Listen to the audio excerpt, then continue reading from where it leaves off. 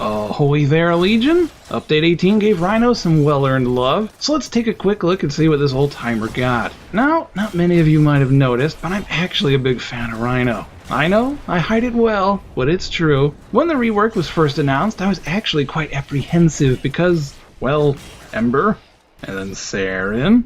So yeah. Luckily, the changes to Rhino are rather small in the scheme of things. Good news, they didn't kill him for reasons. Bad news, if you didn't like him before, you're probably not going to like him now. Sure, you might give the deluxe skin a whirl, but eventually you're going to go back to whatever you enjoyed beforehand, as he's really not very different. And that's fine. For me, this is great news. I liked Rhino as is, but the lad was a tad outdated, needed a bit more iron in his diet. Not to be confused with lead, which iron is almost as heavy as, but not nearly as delicious. Roar was unaffected due to a previous buff a few months back, making it last for 30 seconds, which was very nice. Made the energy cost worth using after that, so no changes needed there. Iron Skin, on the other hand, was the biggie. As much as Stomp is his ult, it's by no means his signature ability. The problem with Iron Skin was it absorbed a flat amount of damage, and it was just a dated mechanic. So, much like Frost's Snow Globe, they now make it soak up damage for about 2 seconds, and then add that to the health pool. During those 2 seconds, you're immune to damage, which is also a nice little side buff there. What used to happen before was you go to high-level content, use Iron Skin, and it's gone. No matter how high your power strength, it would just fall off after a while. Now with this absorption mechanic, it has a built-in scaling effect to,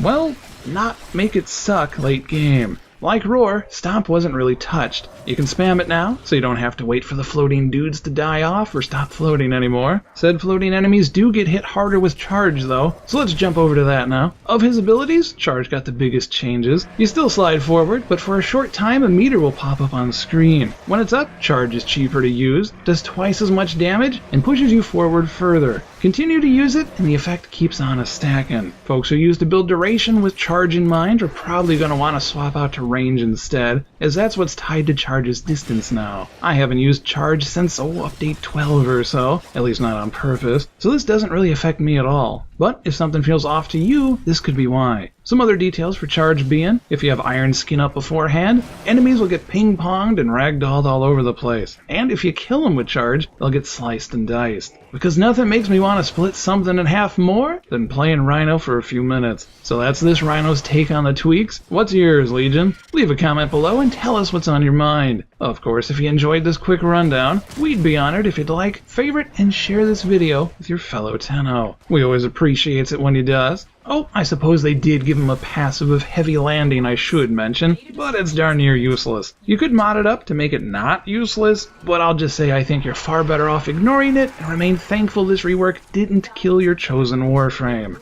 like some less fortunate ones have received. But that's a video for another topic. Or is that a topic for another video? Anywho, thank you for watching, and catch you next time, Legion. Take care.